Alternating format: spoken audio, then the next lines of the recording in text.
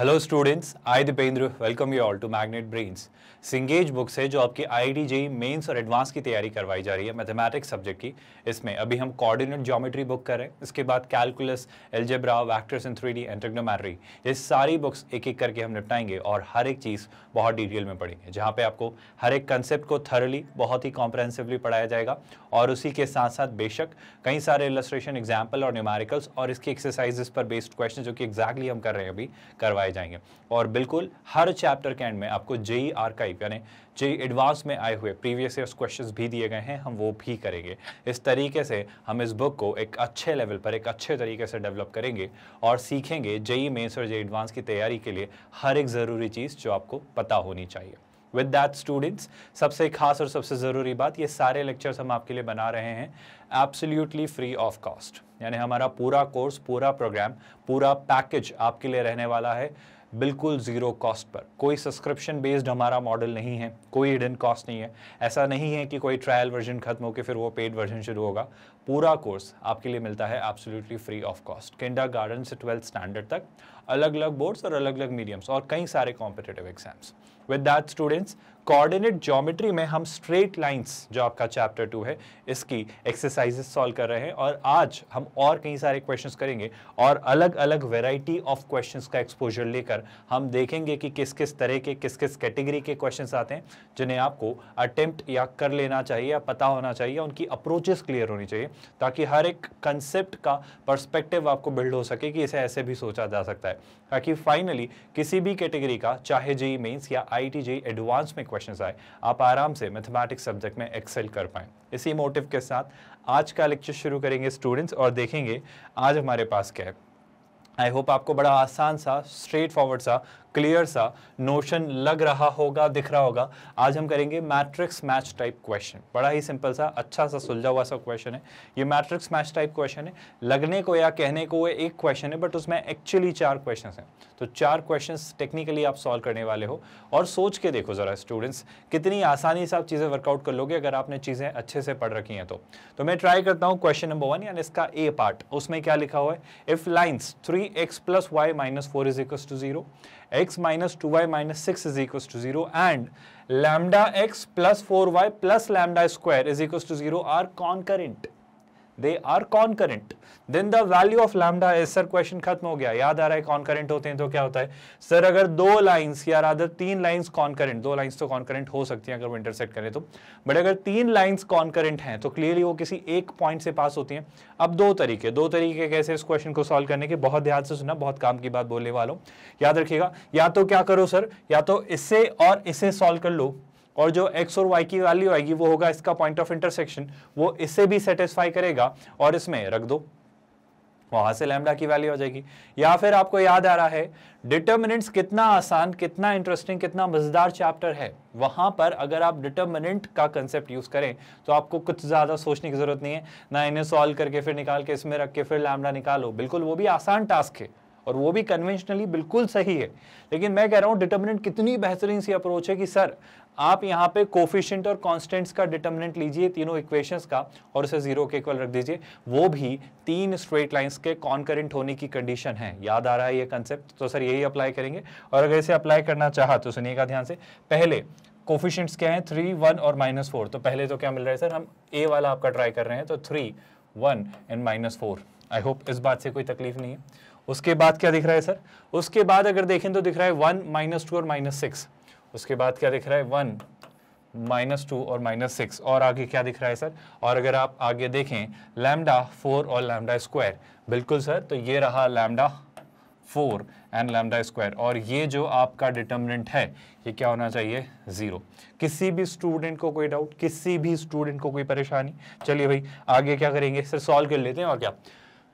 I hope आपको याद आ रहा है हमने डिटर्मिनेंट का एक्सपांशन कहीं ना कहीं कभी ना कभी सीखा है। अगर कंफ्यूज्ड हो तो बहुत ध्यान से देखना स्टूडेंट्स। हम क्या करेंगे, मैं कहूंगा कि देखो 3, मैं फर्स्ट रो के अलोंग एक्सपांड करता हूं, तो रो 1 के अलोंग अगर एक्सपांड किया तो पहले ले लीजिए आप 3, 3 के साथ क्या बच जा रहा है, -2 इंटू लैम्डा स्क्वायर, तो ये हो जाएगा -2 लैम्डा स्क्वायर, और यहाँ पे क्या बच जा रहा है, -6 इंटू 4, जो कि हो जाता है 24, लेकिन minus of -6 into 4 that is +24। फिर क्या करना है सर, फिर यहाँ पे लगाएंगे अब 1 के आगे नेगेटिव साइन, और 1 के लिए कौन कौन, 1 इंटू लैम्डा स्क्वायर, तो कितना हो जाएगा सर, ये हो जाएगा lambda square minus -6 into lambda that's +6 lambda, कोई कंफ्यूजन स्टूडेंट्स। फिर आप लेंगे -4, तो यहाँ पे आपको मिलेगा -4, और ये एक्सपांशन में यहाँ क्या दिखेगा स्टूडेंट्स, 4 इंटू 1 दैट्स 4, माइनस कितना, -2 लैम्डा, तो दैट्स +2 लैम्डा, और ये पूरा एक्सप्रेशन किसके इक्वल है, ये जो पूरा एक्सप्रेशन आपका बनकर आ रहा है दैट इज इक्वल टू 0। किसी भी स्टूडेंट को कोई डाउट तो नहीं है यहाँ तक, सर अब क्या करना है जल्दी बताओ। तो मेरा कहना है सोचो भाई, देखो सिंपल सी बात है, बहुत ध्यान से सुनना।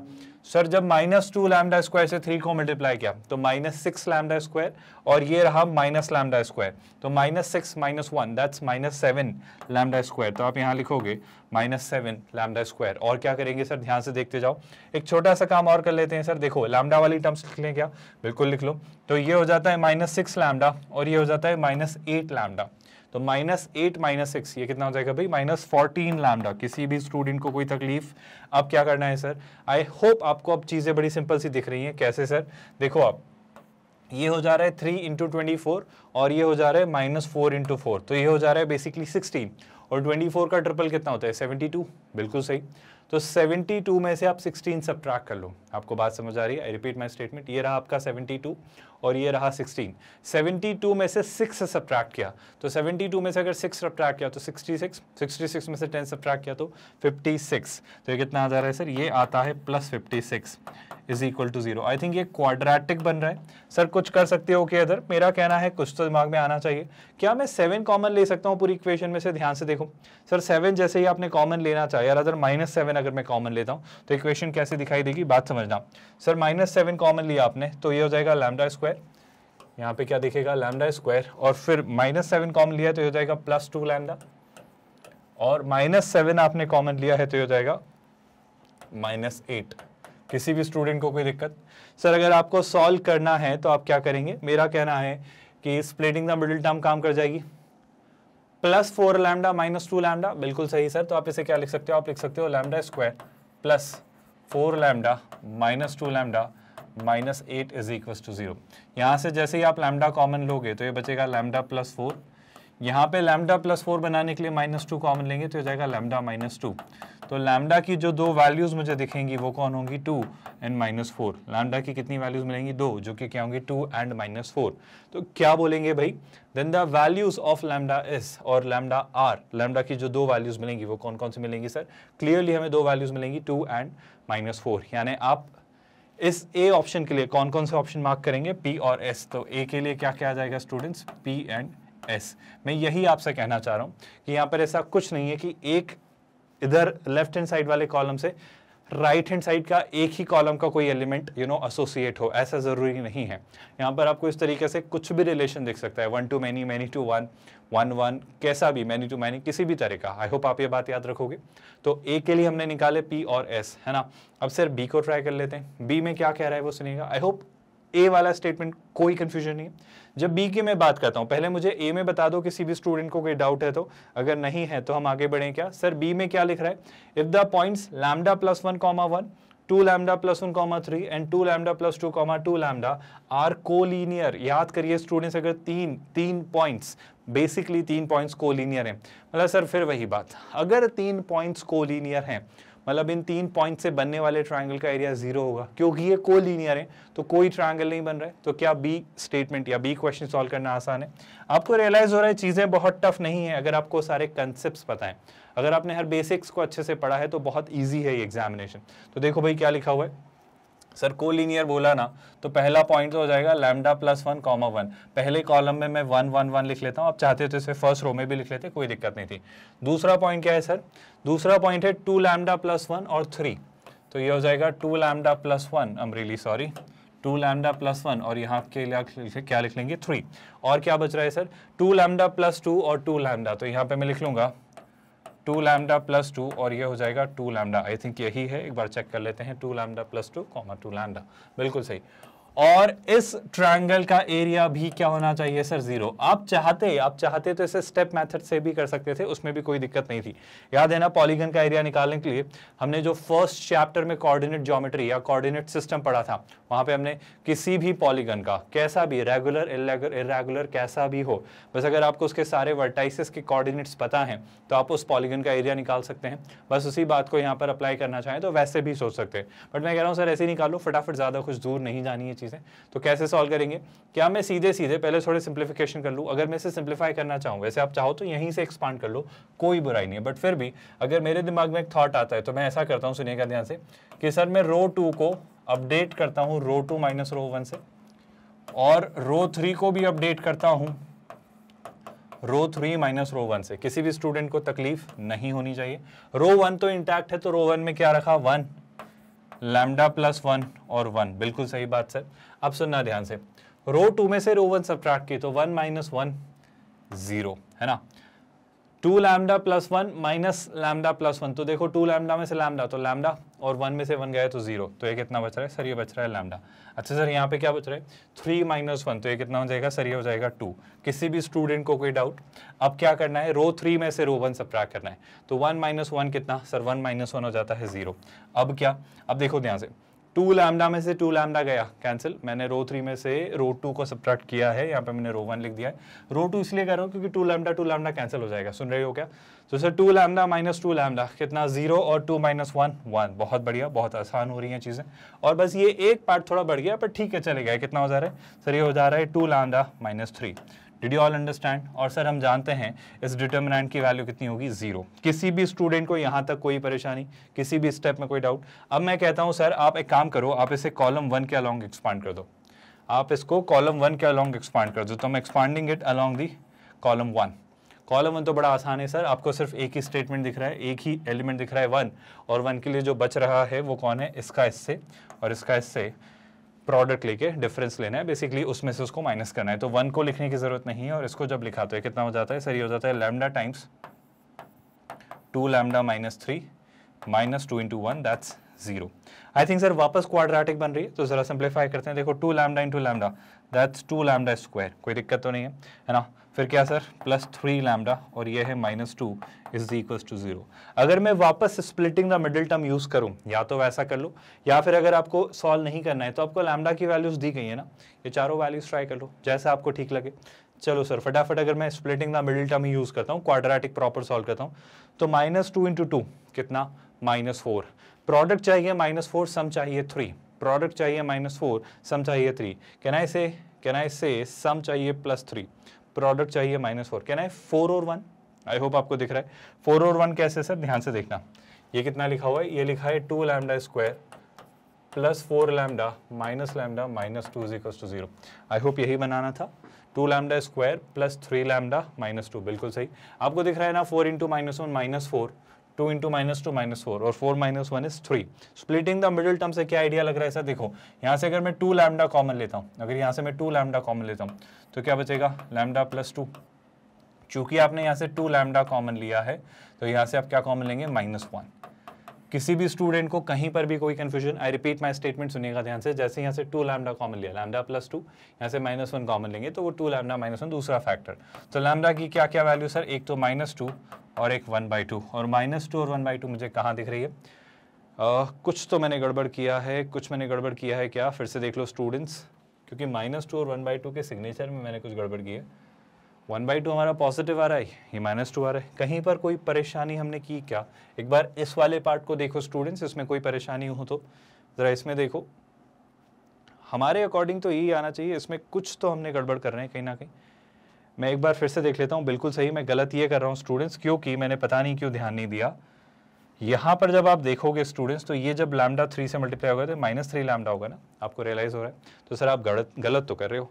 अब गलत करने में कुछ नहीं है, अब अगर यहाँ पे मैं चीज़ें सुधारना चाहूँ तो 2 सेकंड मुझे दीजिए स्टूडेंट्स, आप ये पार्ट ऐसे सॉल्व हो जाएगा कि सर यहाँ पे अभी भी प्रोडक्ट तो कितना चाहिए, प्रोडक्ट -4 ही चाहिए, बट अब सम -3 चाहिए। सर इसको बनाना बड़ा आसान है, आप कुछ मत करो, आप यहाँ पे माइनस ले लो, यहाँ पे प्लस ले लो। आप समझ रहे हो क्यों? सर देखो -2 इंटू 2 -4 प्रोडक्ट वही है, -4 + 1 -3। आई होप आपको समझ आ रहा है। अब सर अगर यहाँ से 2 लैम्डा कॉमन लिया, यहाँ से अगर 2 लैम्डा कॉमन लिया तो क्या बचेगा अंदर, 2 लैम्डा कॉमन लेते ही अंदर बचेगा लैम्डा -2। कोई दिक्कत तो नहीं है। I repeat my statement, 2 lambda common लिया तो लैम्डा -2, यहाँ से 2 लैम्डा कॉमन ले चुके हैं तो लैम्डा -2 के लिए यहाँ पर रखेंगे 1, और अब जो आप वैल्यू निकालोगे लैम्डा की तो वो आएगी -1/2, 2। ऐसे सिली एरर्स आप अवॉइड करेगा ना। मैंने बस पता नहीं क्यों, मतलब बस मैंने क्यों कर दिया पता है, मुझे माइनस दिखा ही नहीं, मैंने इसे ठीक से नहीं लिखा। तो आपको साइकोलॉजिकली रीजन समझ आ रहा है कि आप चीज़ें ठीक से लिखें, मतलब एकदम ही रफ मत करना कि सर पूरा ही मेस्ड अप कर दिया। सोल्यूशन जल्दी लाना हमारा मोटिव है, लेकिन इतना भी रफ मत कर देना कि आपको आपका ही लिखा हुआ ना समझे, और बिल्कुल फेयर भी नहीं करना है कि सजा के लिखना है। ये बोर्ड की एग्जाम तो है नहीं जहाँ पे आपको स्टेप्स के मार्क्स मिल रहे हैं। आई होप आपको पॉइंट समझ आ रहे हैं। तो सॉल्व जल्दी ही करना है, लेकिन ये ऐसी गलतियां मत करना है पता नहीं कि मुझे प्लस दिखा और वो मैंने उसके अकॉर्डिंग आंसर लिया है। आई होप आपको एक गलतियां रियलाइज हो रही हैं, और इस बेसिस पे अगर ढूंढोगे सर आप तो -1/2 और 2, -1/2 और 2 आपके Q और S देते हैं, तो B के लिए जो आप ऑप्शन मार्क करोगे वो होगा Q और S। प्रॉब्लम यही है स्टूडेंट्स कि अगर आप एग्जामिनेशन में बी के लिए सिर्फ क्यू या सिर्फ एस मार्क करके आ जाओगे ना तो आपको पूरे मार्क्स नहीं मिलेंगे। आपको अगर कंप्लीट मार्क्स चाहिए तो आपको एक कंप्लीट सोल्यूशन, कंप्लीट आंसर, सही आंसर, करेक्ट आंसर मार्क करना होगा, करेक्ट ऑप्शंस मार्क करने होंगे। यहां तक कोई डाउट नहीं है। तो क्या थर्ड क्वेश्चन की तरफ बढ़े स्टूडेंट्स? नेक्स्ट क्वेश्चन में आपको क्या लग रहा है, नेक्स्ट क्वेश्चन में क्या आंसर होगा? सर वापस चीजें वैसी ही तो हैं। कैसी हैं सर? देखो ये लाइन है x + y -1 minus mod lambda by 2। It passes through, ये जो लाइन है it passes through intersection of this and this. अब टेक्निकली समझो ना इस बात को, क्या कहना चाह रहे हैं। ये वही तो बात है सर, आप समझो बात को कि दो स्ट्रेट लाइंस हैं, उनके पॉइंट ऑफ इंटरसेक्शन से एक तीसरी लाइन जा रही है। दो स्ट्रेट लाइंस हैं, उनके पॉइंट ऑफ इंटरसेक्शन से तीसरी लाइन जा रही है। What are they trying to convey? आपको वो कहना चाह रहे हैं कि ये तीनों लाइंस कैसी हैं सर? ये तीनों लाइंस कॉन्करेंट हैं। और अगर ये तीनों लाइंस कॉन्करेंट है तो फिर से एक तरीका मेरे दिमाग में तो यही कि सर कोफिशिएंट्स का डिटर्मिनेंट ले लीजिए, उसको 0 के इक्वल रख दीजिए, आंसर आ जाएगा। पर अगर मैं कहूं सर एक और तरीका आप बताना चाह रहे थे जो मैंने यहां भी डिस्कस किया था, अगर उस तरीके से इस क्वेश्चन को सॉल्व करें तो एक काम करूं, पहले तो क्या लिखा है x - y + 1 है ना, क्या लिखा है ध्यान से देखना, x - y + 1, ये पहली इक्वेशन है x - y + 1, बिल्कुल सर। 3x + y - 5, दूसरी इक्वेशन क्या है 3x + y - 5। आई होप यही है 3x + y - 5। क्या इन दोनों को सॉल्व करके कुछ किया जा सकता है? देखना ध्यान से, मैं अगर इन दोनों को ऐड करता हूँ स्टूडेंट्स तो देखो 3x + x कितना 4x, -5 + 1 कितना -4, तो x की वैल्यू कितनी आती है सर? x की वैल्यू आती है 1। किसी भी स्टूडेंट को कोई डाउट तो नहीं? सर x की वैल्यू जो आई है 1 यहाँ रखा तो 1 + 1 2 उधर गए तो -2, तो y की वैल्यू कितनी आती है 2। तो सर ये जो आपने दो वैल्यूज निकाली हैं x और y की 1, 2, ये वो पॉइंट ऑफ इंटरसेक्शन है किनका? इन दोनों लाइंस का, जो कि क्या है 1, 2। और अगर ये थर्ड लाइन भी 1, 2 से पास होती है तो शैल आई से कि 1, 2 अगर मैं यहाँ पास करूं तो सेटिस्फाई होने चाहिए। Did you all get my point? तो जैसे ही 1, 2 रखा तो 1 - 1 0, तो ये बचता है 2 - मॉड लैम्डा बाई 2। ये कितना बचता है स्टूडेंट्स? सर ये बचता है 2 - mod of lambda by 2 is equal to 0। अगर मैं लैम्डा बाई 2 को वहाँ रखता हूँ तो मॉड ऑफ लैम्डा बाई 2 कितना आ जाता है 2। अगर मॉड हटाता हूँ तो लैम्डा बाई 2 कितना आ जाता है +-2। ये सारा काम आपको ब्रेन में करना है, इतनी स्टेप्स लिखने की ज़रूरत एक अच्छे स्टूडेंट को तो कतई नहीं होनी चाहिए। तो आप लैम्डा की दो वैल्यूज़ कहेंगे सर +4 और -4, और +4 और -4 मुझे दिख रही हैं कहाँ कहाँ? P और R ऑप्शन में। तो C के लिए आप क्या मार्क करोगे सर? C के लिए आप मार्क करोगे P और R। क्या आपको ये समझ आ रहा है? क्या आपको कोई डाउट है यहाँ तक? क्या किसी भी स्टूडेंट को कोई परेशानी है? अच्छा, आप जनरली हम बचपन में क्या करते थे, हमारे मैच द फॉलोइंग जो आते थे, जो हमारे स्कूल की एग्जाम में 4th या 5th स्टैंडर्ड तक शायद आते होंगे, 1-to-1 रिलेशन होते थे, किसी एक का किसी एक से ही मैपिंग होती थी। तो कोई एक यहाँ चला गया, कोई एक यहाँ चला गया, कोई एक यहाँ चला गया, तो मैं कहता था तो चौथे का आंसर तो मैं बता ही दूंगा जो बच जाता था वो। पर यहाँ पे वैसा नहीं कर सकते आप, क्योंकि यहाँ पे तो कुछ भी किसी से एसोसिएट हो जा रहा है, वो उसके खुद सामने वाले से एसोसिएट हो जा रहा है, आपको पता नहीं चल रहा है। तो यहाँ पर ये एग्जाम IIT JEE एडवांस इतनी स्मार्ट एग्जाम है कि आपको चारों क्वेश्चन सॉल्व करने होंगे जनाब। आप उनसे स्मार्ट नहीं है मेरा यकीन करिए, वो आपसे अपना काम निकलवाना जानते हैं। आप शॉर्टकट ढूंढ ही नहीं सकते इस एग्जाम में, आपको मेहनत करनी पड़ेगी, आपको मेहनत करनी पड़ेगी। एक इंटेलिजेंट, एक लॉजिकल ब्रेन ही इस एग्जाम को क्लियर या एक्सेल कर पाएगा। यहाँ फिल्टरिंग बहुत अच्छी है साहब, यहाँ पे फिल्टर बहुत अच्छे लगे हुए हैं। इन्होंने इस एग्जाम को इतना एग्जाम ही इतनी शानदार है, इतनी इंटेलिजेंट एग्जाम है ये, इतनी इंटेलिजेंटली डिजाइंड एग्जाम है कि कोई तुक्के भी मार के इस एग्जाम को क्रैक नहीं कर सकता, कोई चांस ही नहीं है, मेरा यकीन करिए। मतलब सिंगल ऑप्शन करेक्ट क्वेश्चन ही नहीं है ना, ऐसा है ही नहीं कि एक क्वेश्चन है 4 ऑप्शन में से एक ही सही हो, सिर्फ यही क्वेश्चंस आते हो, नहीं, ये भी आते हैं, इसके अलावा मल्टीपल करेक्ट ऑप्शन भी आते हैं, न्यूमेरिकल आंसर टाइप आते हैं, वहाँ क्या गैस करोगे साहब।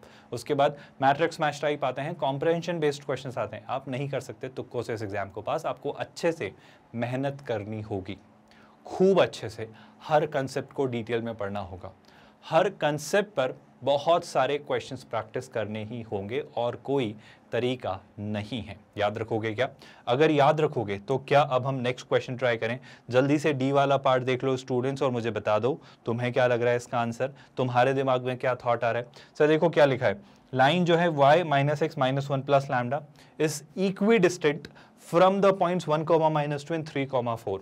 देखो बात समझो स्टूडेंट्स, एक बात बताओ, अगर एक स्ट्रेट लाइन है, अगर वो किन्हीं 2 पॉइंट से, लेट्स से इससे और इससे इक्विडिस्टेंट है, तो कोई लाइन अगर किन्हीं 2 पॉइंट से इक्विडिस्टेंट होती है मतलब क्या? मतलब सर टेक्निकली ये जो 2 पॉइंट्स हैं कौन कौन से सर? 1, -2, 1, -2 एंड ऑफ कोर्स क्या 3, 4।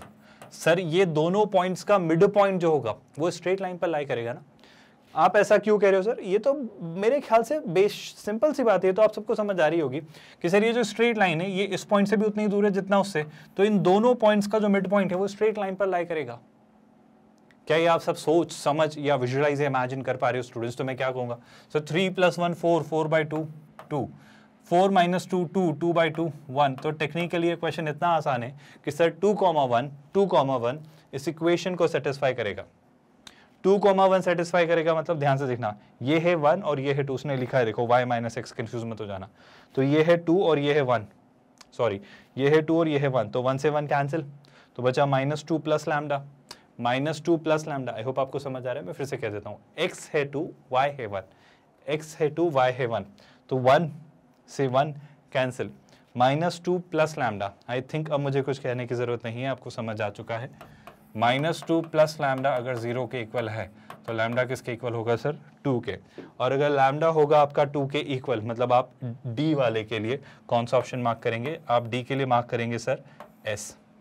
किसी भी स्टूडेंट को किसी भी क्वेश्चन के किसी भी पार्ट में कोई परेशानी है तो पूछ लीजिए, I will definitely resolve and tell you the correct answer. But मेरे ख्याल से तो चीज़ें सुलझी हुई हैं, अच्छे से सारे पार्ट्स देख लीजिए, अच्छे से सारी चीज़ें समझ लीजिए। हमने डी सी बी ए सारे क्वेश्चन ट्राई किए और हर एक चीज़ को अच्छे से समझा। मैट्रिक्स मैच टाइप क्वेश्चंस को कैसे अटेम्प्ट करना है, इस चैप्टर के हर एक कंसेप्ट को अच्छे से आपने बारीकी में समझ लिया है और मेरा यकीन है कहीं पर भी आपको कोई परेशानी या कोई डाउट नहीं है। अच्छा, एक और ज़रूरी बात स्टूडेंट्स, नोट्स प्रॉपर्ली बना रहे हो या नहीं आप लोग हर एक चीज़ अच्छे से नोट डाउन कर रहे हो या नहीं, आप प्रॉपर रिवीजन करते हो या नहीं, क्योंकि आप पढ़ते वक्त चीज़ें नोट डाउन ऑफ कोर्स करते हो पर एक बार दोहरा लिया करिए, क्योंकि फॉर्मूले और ये सारी चीज़ें जितने अच्छे से आपके ब्रेन में सेटल हो जाए उतनी जल्दी आप वहाँ क्वेश्चंस के दौरान उन्हें अप्लाई कर पाएंगे रिकॉल या रिकलेक्ट करके।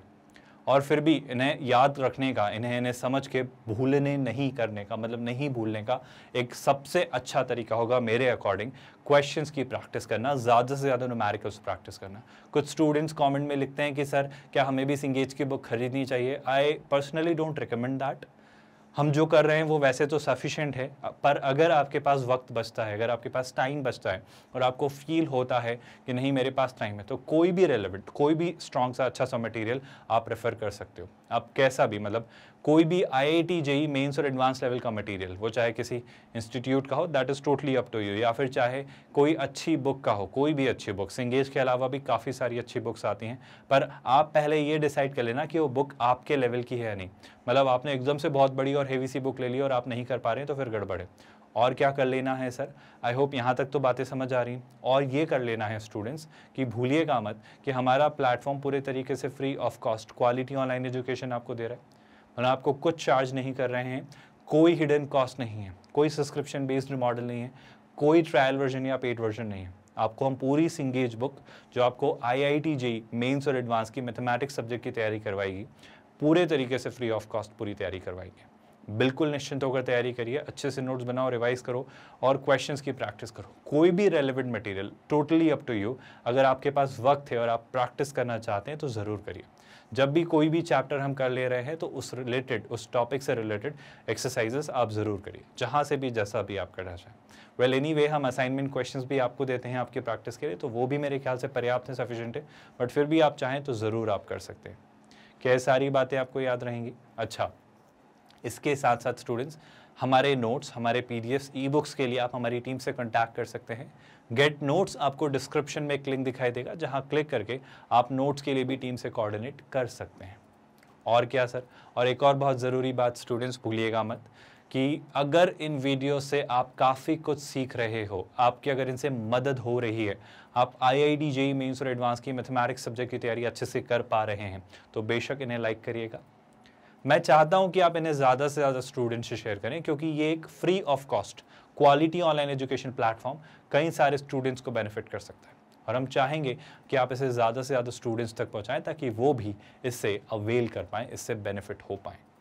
और बिल्कुल स्टूडेंट्स याद रखिए कि इस प्लेलिस्ट को आप अपने अकाउंट में सेव करके रख लीजिए। इस वीडियो के जब आप डिस्क्रिप्शन में जाएंगे तो वहाँ पर ये प्लेलिस्ट का आपको नाम दिखाई देगा, उस पर क्लिक करिएगा, एक प्लस बटन आएगा, वहाँ क्लिक करेंगे तो ये प्लेलिस्ट आपके अकाउंट में सेव हो जाएगा। इससे आप हमेशा सिंक में रहोगे, आप कोई भी अपडेट मिस नहीं करोगे, आपको पता रहेगा कि हम डेली आपके लिए 2 वीडियोज़ रिलीज़ करते हैं, तो इससे आप हमेशा नोटिफाइड रहोगे कि देखो आज ये इतने इतने वीडियोज़ आ गए, मैं वहाँ पर हूँ तो मैं इतने और कवर कर लेता हूँ, ताकि मेरा कोई बैकलॉग क्रिएट ना हो। रेगुलरली देखते रहिए, कंसिस्टेंटली देखते रहिए और अच्छे से क्वेश्चंस प्रैक्टिस करिए, बस यही की है इस एग्जाम को क्रैक करने की। आई होप आपको सारी बातें क्लियर हैं। और इसके साथ साथ स्टूडेंट्स बिल्कुल कोई भी परेशानी हो निश्चिंत होकर कमेंट में लिखना, हम ज़रूर रिस्पॉन्ड करेंगे, रेलेवेंट होगा तो ऑफ कोर्स, है ना। और क्या सर, और इसके अलावा शेयर कर लीजिए और लाइक कर लीजिए।